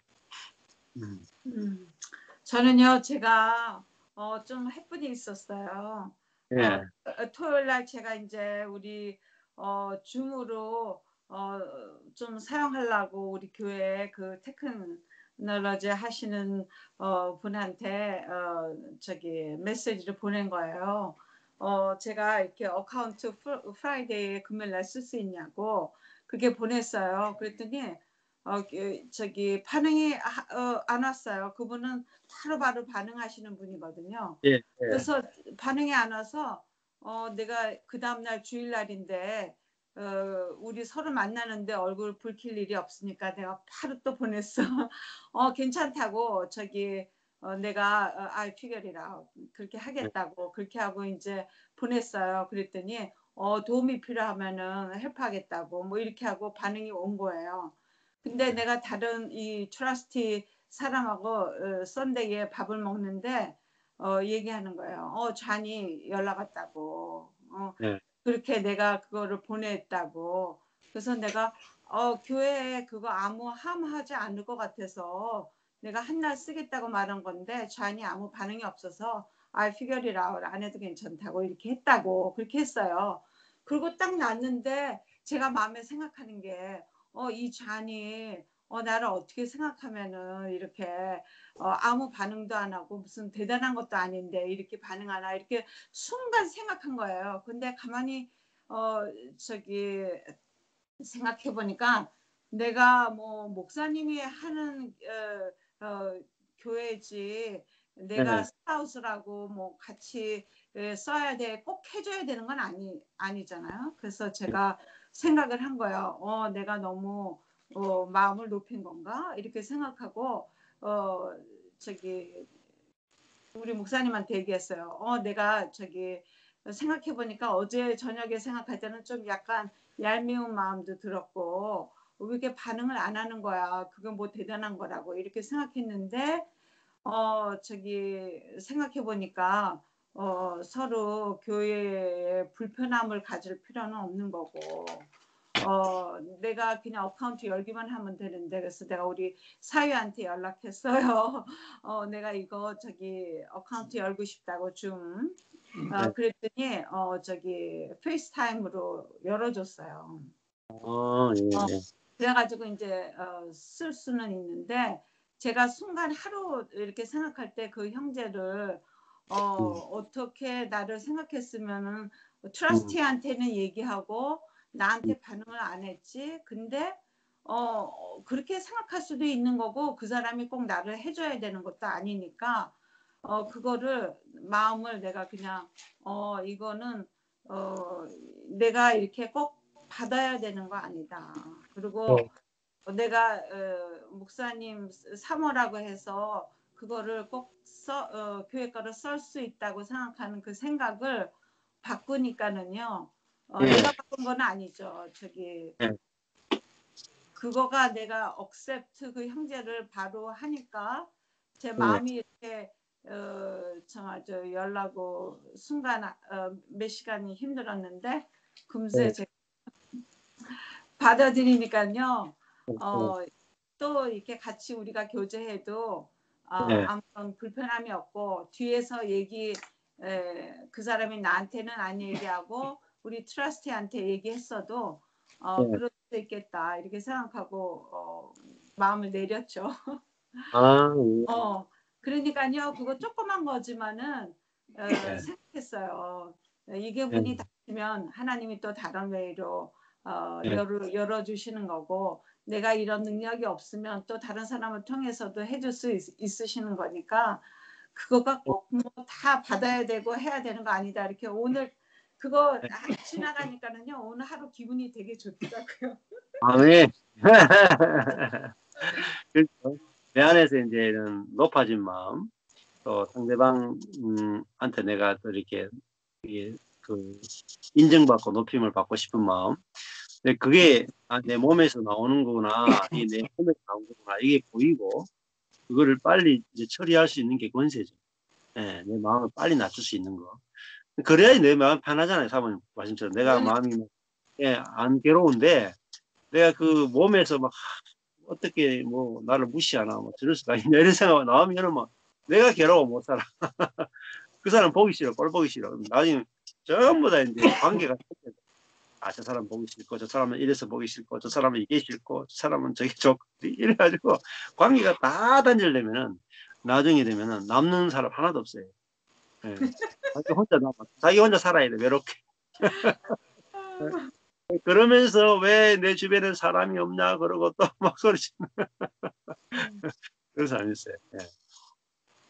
아주 좋은 관점입니다. 예, 우리 정대성 목사님. 저는 뭐 오늘 뭐 목사님을 포함해서 세 분께서 다 말씀해 주셨습니다. 제가 할 얘기는 없습니다. 아, 예. 특별히 마지막에 그 조금 전에 말씀하신 그 내용인데 그 예. 10가지 권세 중에서 자기를 낮출 수 있는 권세, 예. 그게 피조물의 위치로 가야 되는데 하나님의 위치로 올라가고 싶어하는 그런 관계로 갈 때는 권세가 아니라 그건 다 역적이 된다고 하는 얘기를 하는데 우리의 모든 삶 속에서 자기를 낳는 것보다 더 큰 권세가 없다는 게 제 마음에 아주 깊게 자리 잡은 것 같아요. 어떠한 권세보다도 피조물이 하나님의 위치로 올라가려고 하는 그런 것보다는 예수님처럼 높으신 그분인데도 가장 낮은 자리로 내려가셨던 그 주님의 은혜, 주님의 죽으심, 그리고 그것을 통해서 저에게 주시는 많은 은혜가 있었던 것 같아요. 감사드립니다. 예. 그 십자가로 내려가는 권세죠, 그죠? 예수님은 그 십자가 가는 것이 가장 낮은 곳이잖아요. 무덤이라 하는 것 자체가 무덤이라 하는 것 가장 낮은 곳이잖아요. 그러니까 예수님이 그 십자가로 내려갈 수 있는 권세, 무덤으로 내려갈 수 있는 권세, 그게 십자가의 권세랍니다. 그래서 아담은 그 권세가 없답니다. 아담은.